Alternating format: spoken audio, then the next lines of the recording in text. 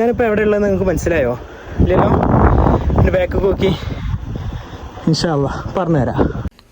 ഈ കാണുന്ന അടച്ചിട്ടുള്ള മലയുടെ പൊത്തിനകത്തേക്കായിരുന്നു ഉഹുദ് യുദ്ധത്തിൽ പരിക്ക് പറ്റിയ റസൂലുള്ളാഹി സ്വല്ലല്ലാഹു അലൈഹി വസല്ലമ തങ്ങളെ എടുത്തു കൊണ്ടുവന്നിരുന്നത്. പ്രമുഖ സ്വഹാബിയായിരുന്ന ത്വൽഹത്ത് ബിൻ ഉബൈദുള്ള എന്നവരായിരുന്നു റസൂലുള്ളാഹി സ്വല്ലല്ലാഹു അലൈഹി വസല്ലമ തങ്ങളെ അവരുടെ തോളിലേറ്റിയിട്ട് കൊണ്ടുവന്നിരുന്നത്. ഈ പൊത്തിനകത്തേക്ക് കയറാൻ കഴിയാതെ വന്നപ്പോൾ അവർ തോള് ചെരിച്ചു വെച്ചുകൊണ്ട് റസൂലുള്ളാഹി സ്വല്ലല്ലാഹു അലൈഹി വസല്ലമ തങ്ങൾക്ക് കയറി നിൽക്കാൻ പാകത്തിലാക്കി കൊടുക്കുകയും അങ്ങനെ അവരെ തോൾ ചവിട്ടിക്കൊണ്ടാണ് റസൂലുള്ളാഹി സ്വല്ലല്ലാഹു അലൈഹി വസല്ലം ഈ ഗുഹക്കകത്തേക്ക് കയറിയിരുന്നത്. താഴെ മറ്റൊരു പൊത്തിലേക്കായിരുന്നു കൊണ്ടുവന്നിരുന്നത് എന്നും ശേഷം 7ഓളം സ്വഹാബികൾ ചേർന്നാണ് സുരക്ഷിതമായ ഈ ഒരു പൊത്തിലേക്ക് മാറ്റിയത് എന്നും പറയപ്പെടുന്നുണ്ട്. ഉഹുദ് യുദ്ധത്തിൽ റസൂലുള്ളാഹി സ്വല്ലല്ലാഹു അലൈഹി വസല്ലമ തങ്ങളുടെ തലക്ക് അടിയേൽക്കുകയും അവിടുത്തെ മുൻപല്ല് പൊട്ടുകയും മുഖത്ത് 2 കൂർത്ത ആണികൾ തുളച്ചു കയറുകയും ചെയ്തിരുന്നു. ഇതിന് കുറച്ചപ്പുറത്തു നിന്നുള്ള ചെറിയൊരു വെള്ളക്കെട്ടിൽ നിന്നാണ് അലി റളിയല്ലാഹു അൻഹു റസൂലുള്ളാഹി സ്വല്ലല്ലാഹു അലൈഹി വസല്ലമ തങ്ങൾക്ക് പറ്റിയ മുറിവുകൾ കഴുകുവാൻ വേണ്ടിയുള്ള വെള്ളം കൊണ്ടുവന്നിരുന്നത്.